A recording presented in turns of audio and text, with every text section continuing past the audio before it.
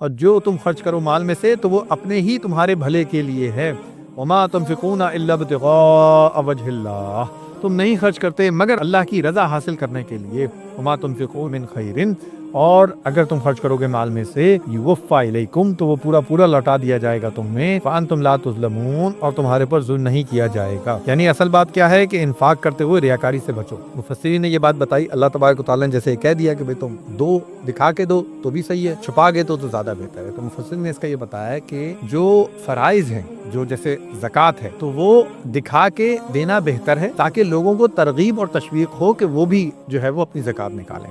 اور صدقات جو یعنی اسے کہتے ہیں ایسی چیزیں جو کہ فرض نہیں ہیں، وہ بہتر ہے کہ انسان چھپا کے دے۔ اس حوالے سے کئی احادیث بھی ہیں کہ صدقہ وہ بہتر ہے دائیں ہاتھ کو پتہ نہ ہو کہ بائیں ہاتھ کیا دے رہا ہے، مطلب اتنی زیادہ خاموشی سے دو تاکہ ریاکاری سے جو ہے وہ بچ جاؤ تم، کیونکہ ریاکاری حبط اعمال ہو جاتا ہے، اعمال زیرو ہو جاتے ہیں، یہ چیز جو ہے وہ بہت امپورٹنٹ ہے۔